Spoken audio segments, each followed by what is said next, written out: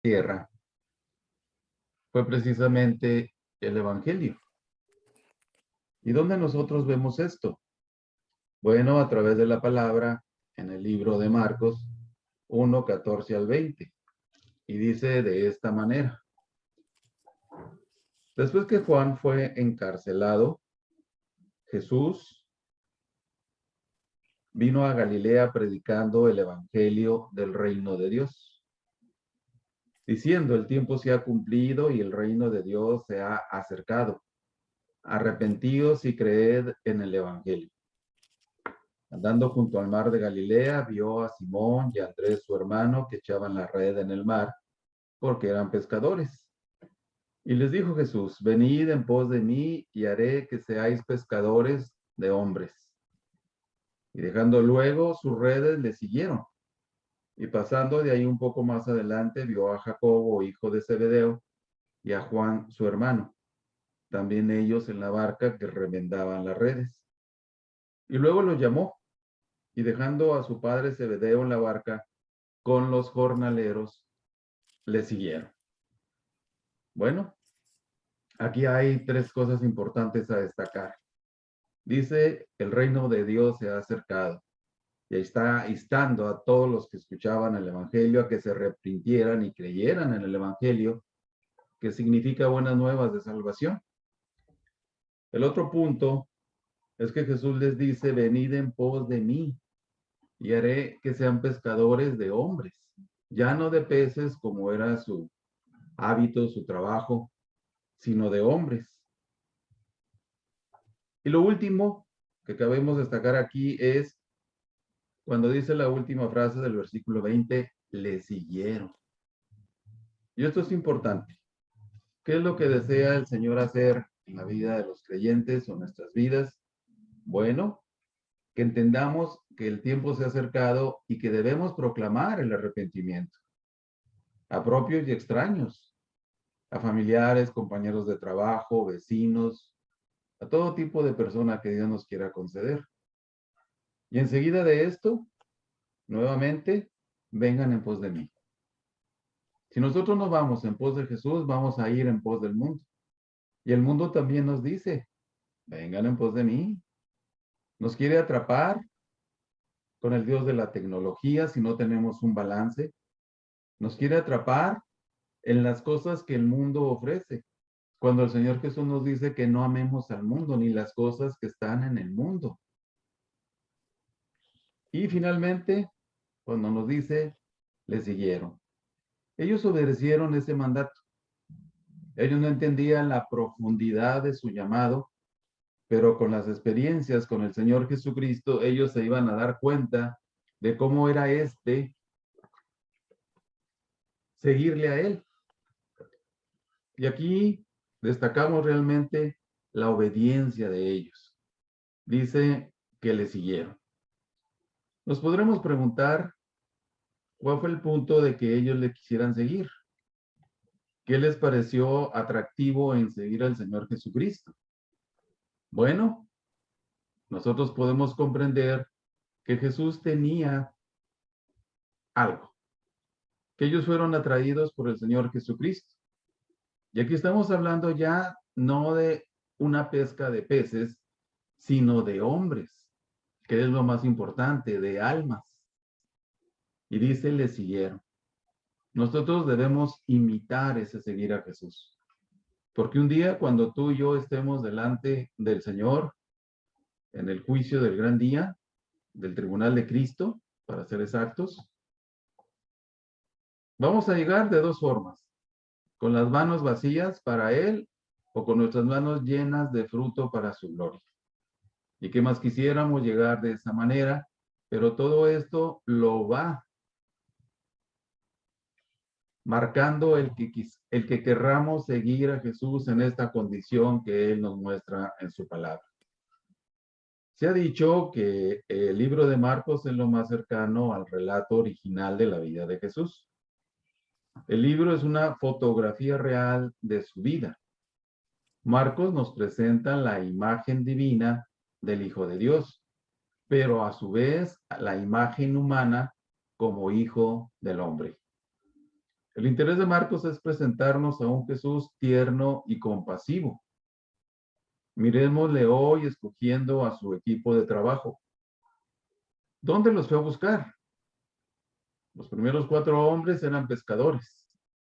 ¿Por qué la gente del mar? ¿Por qué pescadores?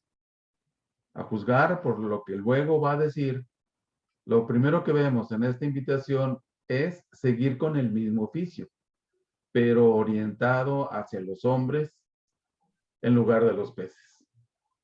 Y este es un grande privilegio al que Dios nos ha llamado, de que les hablemos a otros de Jesús, empezando por nuestra familia.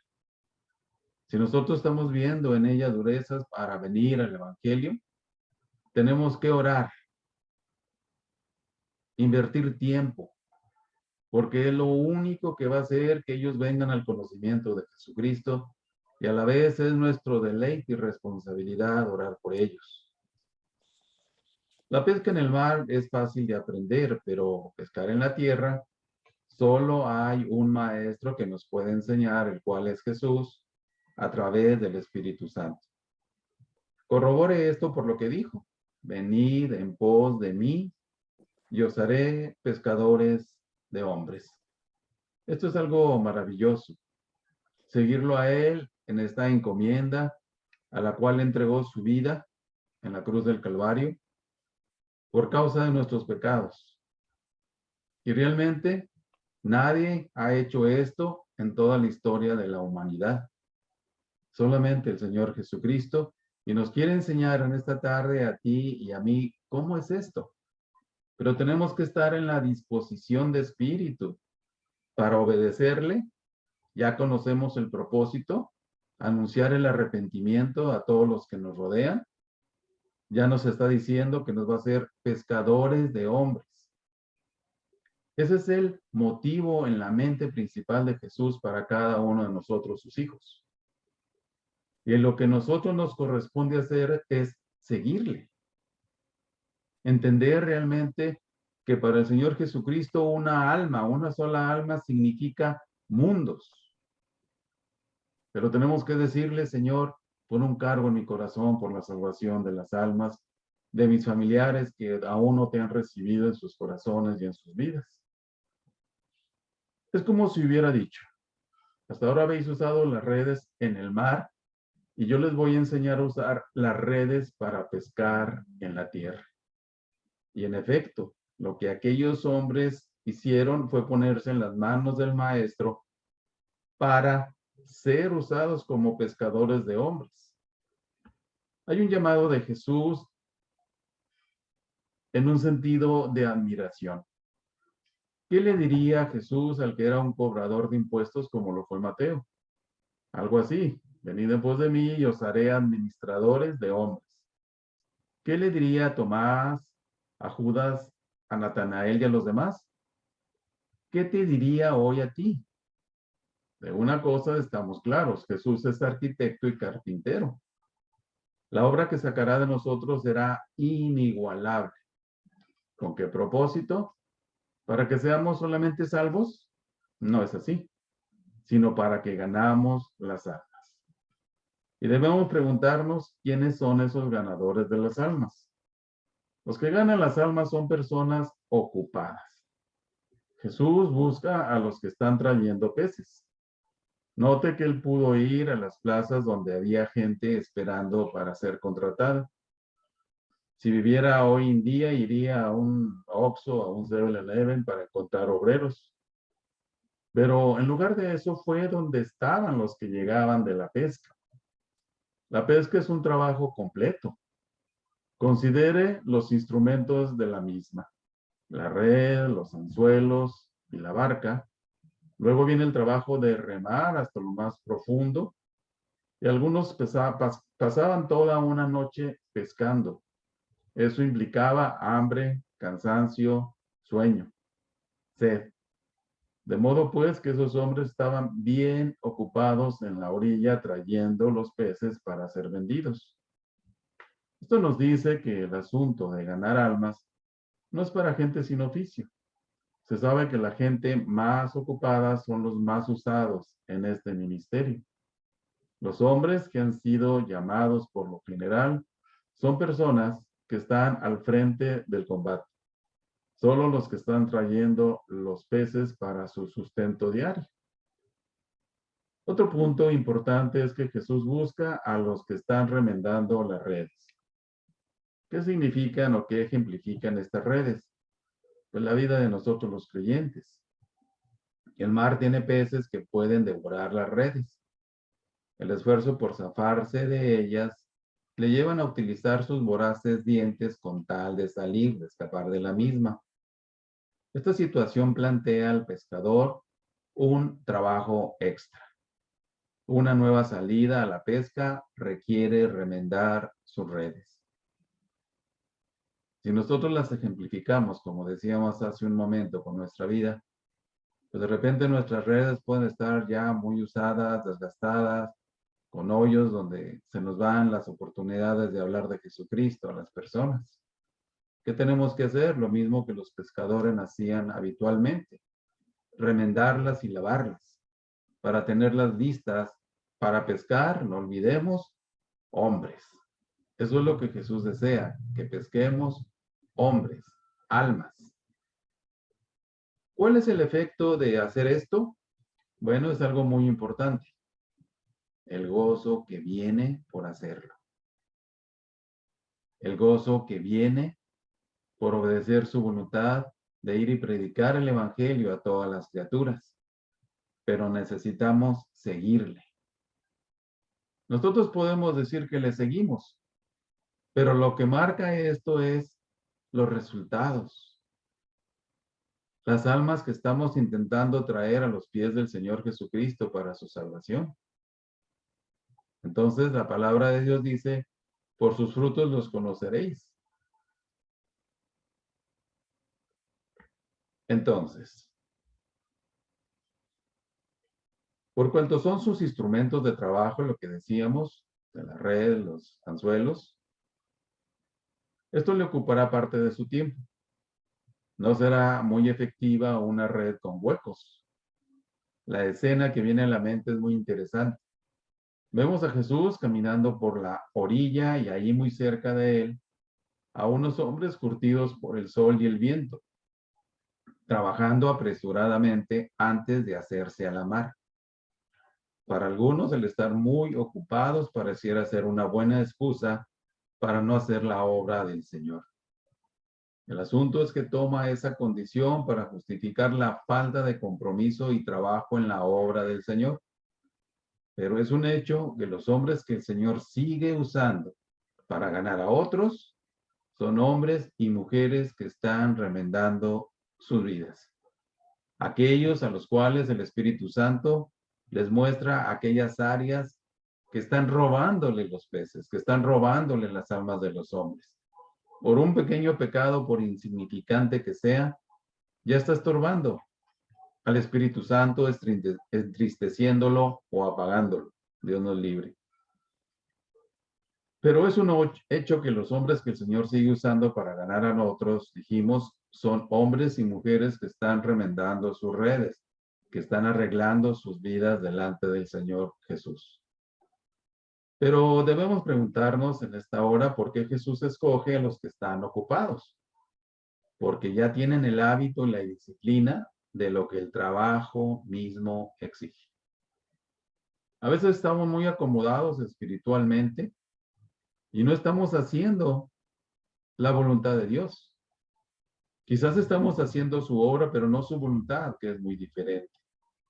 Ahora bien, los que ganan almas son personas ordinarias, personas sencillas.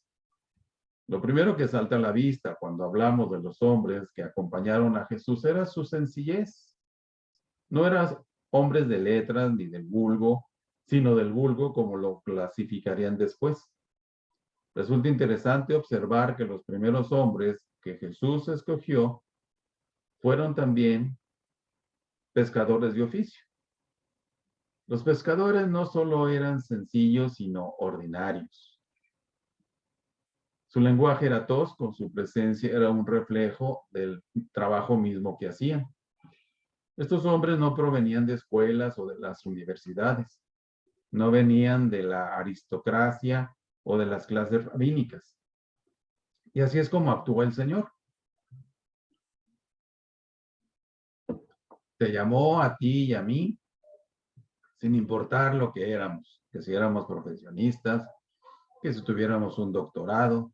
No, Él solamente dice, sígame. Y es lo que debemos hacer. Si tenemos en nuestro corazón la disposición de agradarle a Él, que todo nos da, que nos saca de tantos problemas y crisis que vienen a nuestra vida, con el afán de que ellos nos lleven a una madurez espiritual. Él no quiere vernos estancados. Él quiere que crezcamos en la gracia y en el conocimiento de Cristo Jesús, su palabra dice. Pero todo depende en qué postura estamos tú y yo. Entonces, el Señor siempre se vale de gente sencilla para lograr sus fines. ¿Usted sabe quién evangelizó a Samaria por primera vez? Una mujer de dudosa reputación. ¿Usted sabe quién evangelizó en Decápolis, que significa en lugar de 10 ciudades? Un hombre que antes era el terror de un cementerio porque era un endemoniado al cual Jesús libró. ¿Usted sabe quién le predicó a las clases pudientes y a la clase sacerdotal del primer siglo? Estos ordinarios pescadores. ¿Usted sabe quién evangelizará a los perdidos de este lugar? En los diferentes caminos de la vida donde el Señor nos ha puesto, usted y yo. El Señor nos dice también allá en Marcos 16, ir por todo el mundo y predicar el evangelio a toda criatura. Pero si no tenemos un amor por Cristo, no vamos a hacer esto. Nos vamos a centrar en una vida egoísta. Nos vamos a centrar en una vida de que yo voy a hacer lo que yo quiero sin que nadie me diga cómo debo vivirla. Y eso no es seguir a Jesús. Eso no es identificarse como un creyente que cree agradar a su Dios. Estas personas pasaron de ordinarias a extraordinarias. El comienzo de una empresa cuyo distintivo sea la calidad de su producto. Se asegura en buscar el personal más calificado para el mejor rendimiento. Solo los que se creen con un excelente currículum optarían por enviarlo para ver si califican. ¿Quién puede negar que la empresa más grande que comenzó en la tierra fue la que inició el Señor Jesús? Pero cualquiera que estudie el currículum de los hombres que Jesús escogió para su empresa, diría que a Jesús, además de estar loco al hacer esto, fracasaría en la empresa iniciada. Si alguien iba a cambiar el mundo como lo iba a hacer Cristo, ¿quién emplearía a estos 4 pescadores? ¿Y qué decir del resto de los 12? ¿Quién emplearía a alguien que al final lo negaría o lo traicionaría? Pero como alguien ha dicho, no se trata de lo que los demás opinen de nosotros, sino lo que Jesús ve en nosotros. En Jesús, a través del Espíritu Santo, ve el potencial de lo que representamos para el Señor. Miles de almas ganadas en potencia si disponemos nuestras voluntades a seguirlo en las buenas y en las malas. Jesús no te salvó por tu abolengo, por alguna clase social que tú tuvieses, sino que te salvó para que le ayudes en su empresa, la empresa de predicar el Evangelio. Los que ganan almas son personas transformadas, y eso es algo precioso. Hay un versículo que a mí me gusta mucho, que es Juan 1:42, cuando dice, y le trajo a Jesús, y mirándole Jesús dijo, tú eres Simón, hijo de Jonás, tú serás llamado Cefas, que quiere decir Pedro.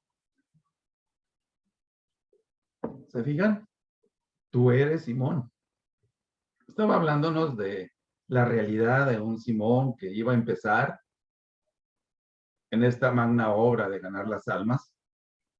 Y le dice el cómo él era, lleno de sí mismo, voluntarioso, impetuoso, con su voluntad propia.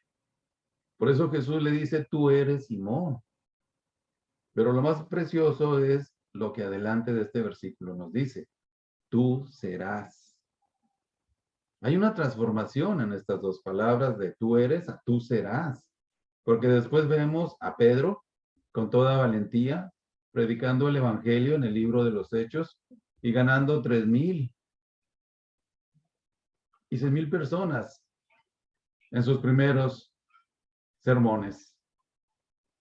¡Qué maravilla! La clave de esta escogencia son las palabras, os haré pescadores de hombres. ¿Quién nos va a hacer pescadores de hombres? Tú y yo no. Él, por el Espíritu Santo, con aquellos que tienen ese cargo en su corazón de que qué va a pasar con sus familiares sin Jesucristo. ¿Quién les va a hablar? ¿Quién los va a salvar? A esos son los que Dios va a usar. Dice ahí la palabra del Señor, os haré. Significa un cambio de dirección para que ellos hagan la tarea divina. Un cambio de dirección en lo que hago y lo que vivo.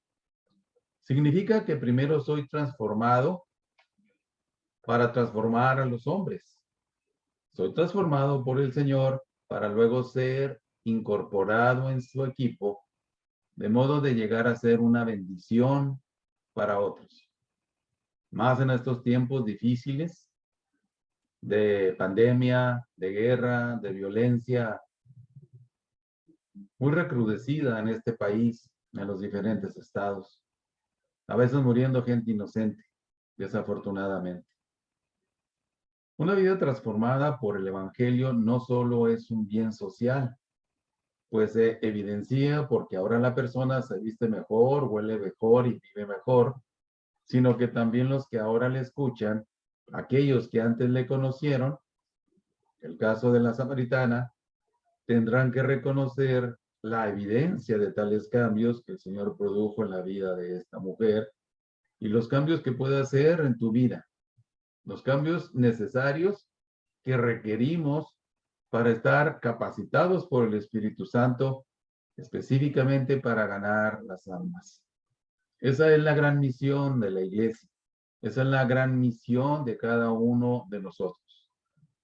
Uno puede llegar a decir, es que yo soy muy tímido, pero los grandes ganadores de almas empezaron así. Ellos también fueron tímidos, pero ellos no cesaron en su intento de entender la pasión por las almas por las que Cristo murió. Son los hombres transformados los que quedan calificados para llamar a los demás al arrepentimiento. Son los que han nacido de nuevo como Nicodemo, los que pueden hablar del nuevo nacimiento. Miremos lo que Pedro, años después, dice en su palabra. ¿Qué es lo que nos dice ahí? En primera de Pedro 1, 18 al 23. Sabiendo que fuisteis rescatados de vuestra vana manera de vivir, la cual recibisteis de vuestros padres, no con cosas corruptibles, sino como cosas incorruptibles, como oro, plata, sino con la sangre preciosa de Cristo, como la de un cordero sin mancha y sin contaminación, ya destinada desde antes de la fundación del mundo, pero manifestado en los postreros tiempos por amor a vosotros, y mediante el cual creéis en Dios, quien le resucitó de los muertos y le ha dado gloria, para que vuestra fe y esperanza sean Dios.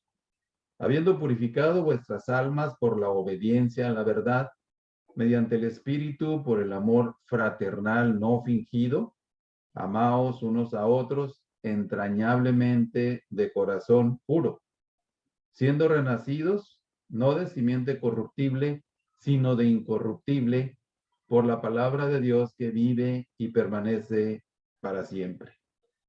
Esto es algo precioso en la experiencia de Pedro. Él aprendió realmente a tener un cargo por la salvación de aquellos que no tenían a Cristo.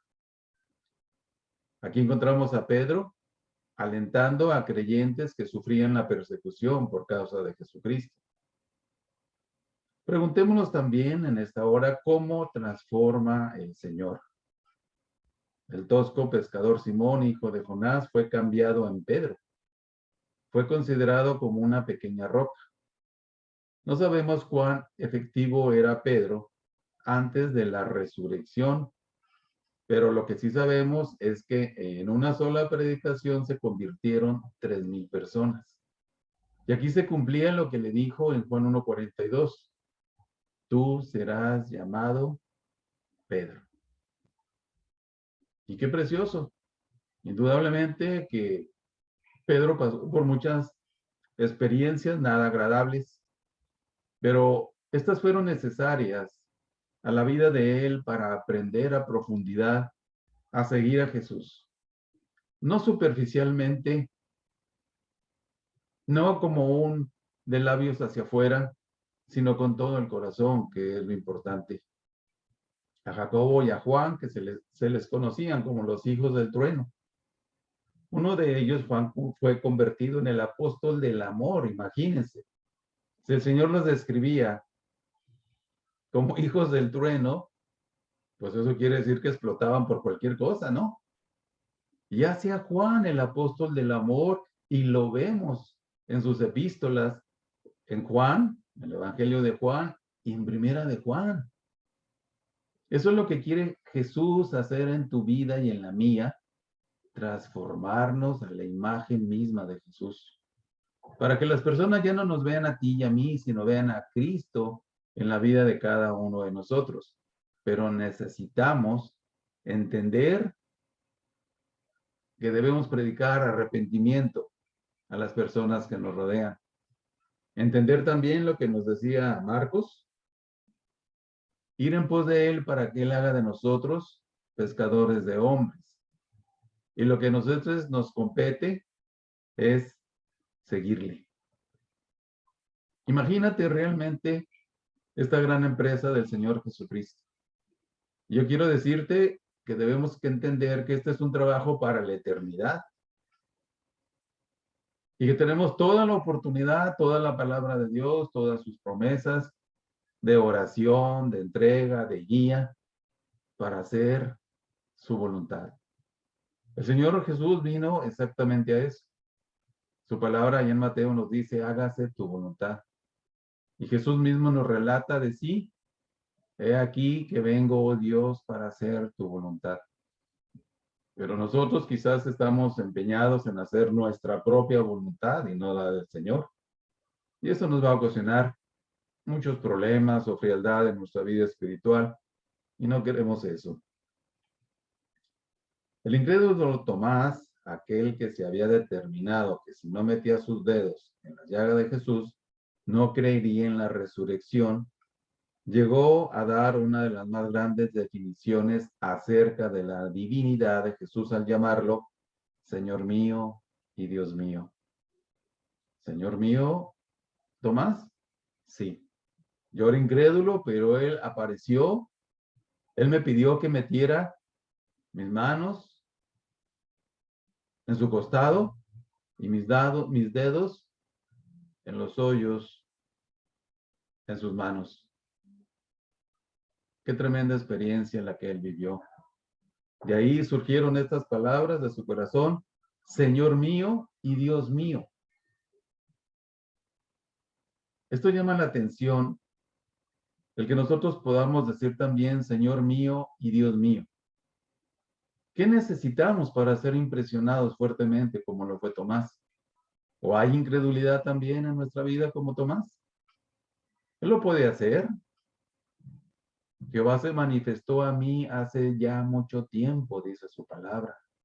Se manifestó a mí y se quiere manifestar a ti y a mí también en este tiempo que nos ha concedido vivir, que nos ha concedido conocer el llamado que Él hace a cada uno de nosotros para ser pescadores de hombres, para predicar el arrepentimiento, pero necesitamos la obediencia que se requiere para seguirlo. Esto es vital en la vida de un creyente que quiere producir fruto para el Señor Jesucristo. Bueno, ¿puede imaginarse a Mateo, el odiado cobrador de impuestos? Él tuvo el privilegio de escribir una biografía de Jesús de primera mano, pues fue uno de los 12. El asunto es que Jesús transforma todo lo que cae en sus manos, lo más vil y menospreciado por los hombres. Él lo convierte en una joya, en un diamante. Y lo podemos ver en la vida y testimonio de Pablo. Él era perseguidor de los cristianos. Él los encarcelaba, los hacía blasfemar. Incluso iba a otras ciudades a apresarlos. Imaginen eso. Y Dios transforma la vida de este hombre, que era un enemigo del Señor, en el Pablo que la palabra nos relata de una forma maravillosa en el libro de los Hechos, entendiendo a fondo realmente el llamado de Jesús para su vida, así como la nuestra. Pero, ¿qué hace que una persona transformada por el poder del Señor? ¿Qué hace una persona transformada por el Señor y su poder? Miremos el caso de Pablo en Hechos 9:20. Enseguida predicaba a Cristo en las sinagogas, diciendo que éste era el Hijo de Dios. Él no tuvo el privilegio de los 12 de ver a Jesús en la carne, vivo, pero él fue llamado camino a Damasco. Dios nos ha llamado a ti y a mí también en nuestras diferentes experiencias, pero Él tiene un propósito. El propósito no es que solo entendamos el llamado que hizo a cada uno de nosotros y que no podemos eludir, sino el para qué. Yo decía hace un momento que este trabajo es algo maravilloso porque es un trabajo para vida eterna. Nadie nos puede dar este trabajo excepto Él. ¿Cuál es la evidencia de tu conversión? De cómo nos convertimos a Jesús, de aquellos que nos hablaron de la salvación. Además, los que ganan almas son personas decididas. Dice allá en Marcos 1:18, y dejando luego sus redes le siguieron. Hay algo muy interesante aquí. Ellos no pusieron peros. No dijeron al ratito o voy a mi casa y vengo. No, dejando luego sus redes le siguieron. Estos hombres no tenían riquezas, de modo que las palabras de Jesús le entristecieran como al joven rico. Por el contrario, la decisión de seguir a Jesús fue instantánea. Las redes que por mucho tiempo fueron los compañeros del mar ahora quedan abandonadas.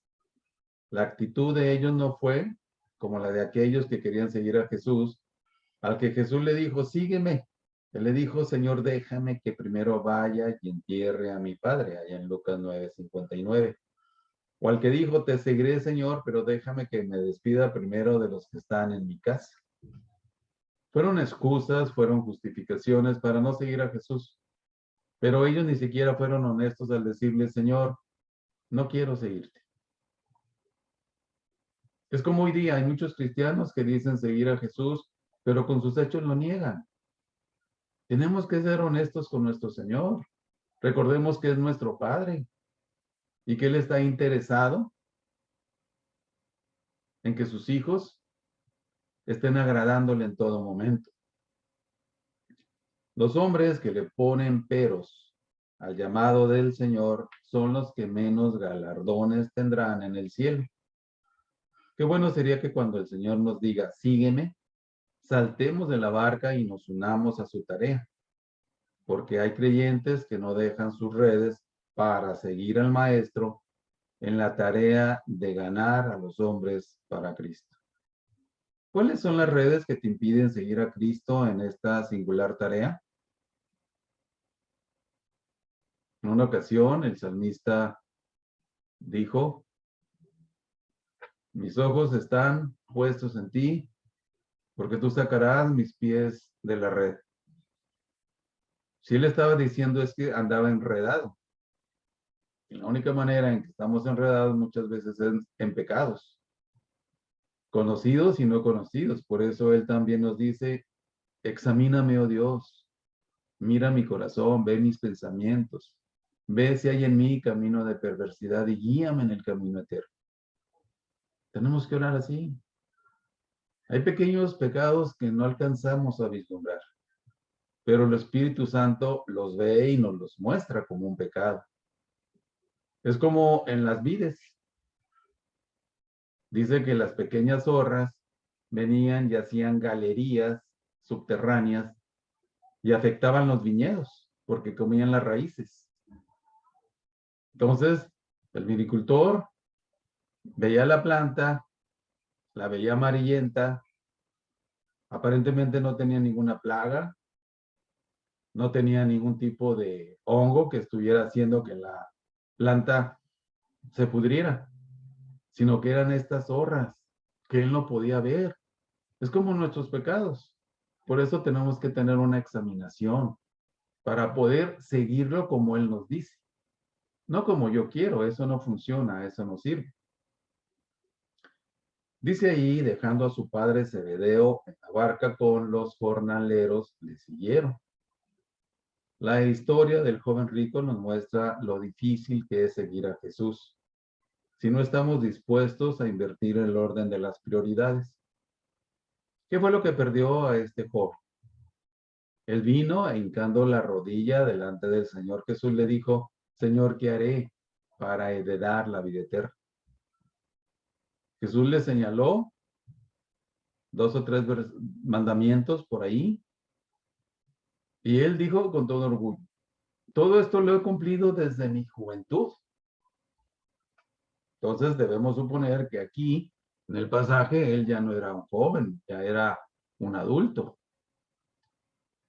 Y Jesús, antes de responderle, sabiendo cuál era su problema, lo que impedía que él heredara la vida eterna verdaderamente, dice, mirándole, le amó. Así es como es el Jesús. Es tierno para con nosotros. Mira en nuestro corazón cuál es el problema que enfrentamos y nos ama. Él nunca va a dejar de hacer eso, aunque nosotros estemos empecinados en pecar. Y la respuesta que el joven recibió no fue una respuesta que él quería, no fue una respuesta que a él le agradó, fue una respuesta que lo entristeció. Anda, vende todo lo que tienes y dalo a los pobres y sígueme y tendrás la vida eterna. Pero él despreció ese regalo. ¿Dónde está ese joven rico hoy día? Desgraciadamente en el infierno. Pero imaginen ustedes, el dinero fue su perdición. Se fue entristecido con la respuesta de Jesús. No quiso seguir al Señor Jesucristo y se perdió la gran bendición de tener la vida eterna, de heredarla y ser también un seguidor de Jesús. Qué tremendo es esto. Es cierto que muchos de los que Dios nos ha llamado para el ministerio tuvimos que hacer realidad lo que nos muestra este versículo. En algún momento tuvimos que elegir entre el llamado divino y nuestro apego a los padres. Pero es un hecho que cuando obedecemos de una manera instantánea el llamado del Señor y dejamos a Él la provisión y el cuidado de lo que más amamos, Él se encarga de suplir. Su palabra dice algo muy importante. Mi Dios, pues, os suplirá todo lo que os falte conforme a sus riquezas en Cristo Jesús. Les aseguro, respondió Jesús, que todo el que por mi causa de mí y del Evangelio haya dejado casas, hermanos, hermanas, madre, padre, hijos o terrenos, recibirá 100 veces más en este tiempo, casas, hermanos, madres, hijos y terrenos, aunque con persecuciones, y en la edad venidera la vida eterna. Eso dice Marcos 10, 29 al 30. Hoy Él se acerca a la playa de su alma y desde ahí te dice, sígueme. La pregunta es, ¿lo seguiremos nosotros? Es una pregunta indudablemente personal. Es una pregunta que el Señor requiere de una respuesta. No mañana, no pasado, sino hoy. Esta noche tú puedes dejar que Cristo reine supremo en tu corazón al decirle que tú le quieres seguir con todo tu corazón para que nos haga pescadores de hombres. No hay trabajo más maravilloso que este en el universo entero. Ganar las almas para Jesús y lo que eso conlleva. La palabra al instante se repite 2 veces en este llamado de Cristo. ¿Qué es lo que usted hace al instante? Si está enamorado y tiene una cita pendiente, usted va al instante. Si su jefe le llama para ir a trabajar porque así se requiere en un momento dado, usted también va al instante. Hacemos muchas cosas al instante, pero al que menos obedecemos cuando nos llama es a Cristo.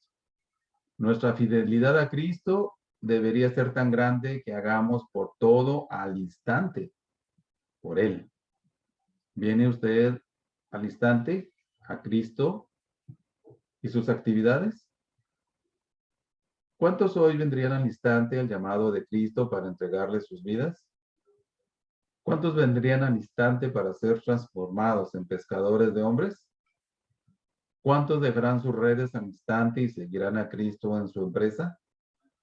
Nada más alegra el corazón de sus hijos, el corazón de Dios, que sus hijos se levanten y le sigan. Y esta es nuestra grande necesidad hoy día. No podemos ser neutrales. El mundo requiere de cristianos consagrados, llenos del Espíritu Santo, predicando el Evangelio. En Corintios nos dice, hoy es el tiempo aceptable. Hoy es el día de salvación y nosotros no podemos ni debemos ignorar esto.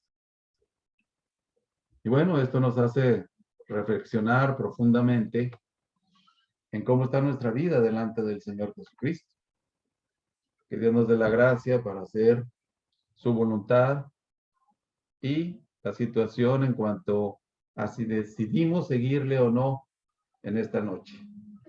Dios nos dé la gracia para decidir correctamente.